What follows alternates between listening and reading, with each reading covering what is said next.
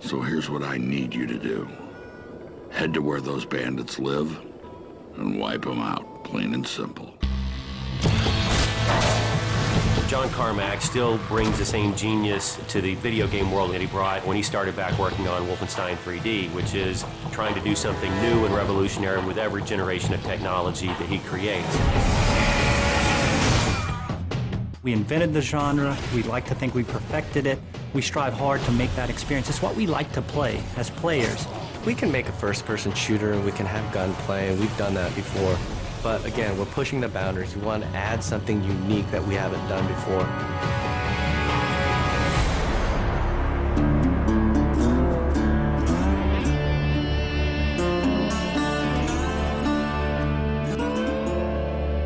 Well, I mean, id Software has such a storied history as creators of the first-person shooter and games that just kind of define first-person shooters like Doom and Wolfenstein. Those are kind of the big heavyweights, right?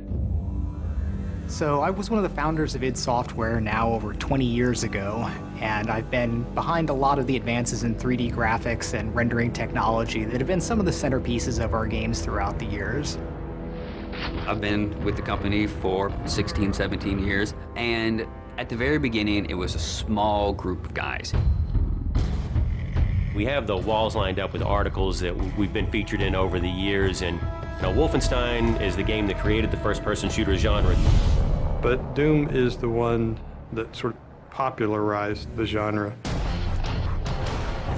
It defined this in-your-face, visceral, gritty action that really separates out first-person shooters from other games. And you look at Quake, where we had client-server architecture, which is now the standard for every multiplayer game on the internet. Rage is an opportunity to take all the cool stuff that we have learned over the years in building those games and apply it in a completely new setting. We have continued to focus on the first-person action side of things, and that's been very much what Rage still takes away from our history there. It is a first-person game. It's about action. It's about intensity. It's how you play the game, what you experience, what happens to you in there. If you're looking for Mayor Clayton, he's right over there. When John Carmack was coming up with id Tech 5, one of the things we wanted to make sure we did is give people something new. This is the first game that is going to use and fully explore the capabilities of John Carmack's id Tech 5.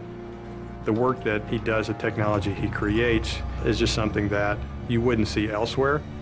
And so a lot of it was just, how do we make something fun with this cool tech? So the cornerstone of id Tech 5 is our mega texture technology. It gives us the ability to tweak every single pixel that you see in the world. Unique texturing is what id Tech 5 is all about, and we have some awesome artists that are able to actually exploit that and put all that detail into the world. The human eye can easily notice repetition in objects and in textures, and if you have a unique environment, that simply doesn't exist. And at any given point, the whole environment has this unique feel and this unique look to it. So you're not running through the same space corridors for 20 hours in Rage. We're all a little safer because of that. With the advancements in the physics technology and the navigation systems, we're able to combine this sort of unique gameplay where we're bringing in vehicle combat and first-person interactions into one game environment. We're getting to the point now with Rage where what's in the minds of an artist, what's in the minds of a director, can actually make it into the game. We are arguably the best-looking game on the consoles today. And the point is, we are running at 2 times the frame rate of what other people might argue is the best-looking console game there. So this has allowed us to have a distinctive visual style, fabulous top-of-the-line graphics, and still run at 60 frames per second to have a better gameplay experience, not just a better-looking game. It's the complete experience. It's really the best thing that id's ever done.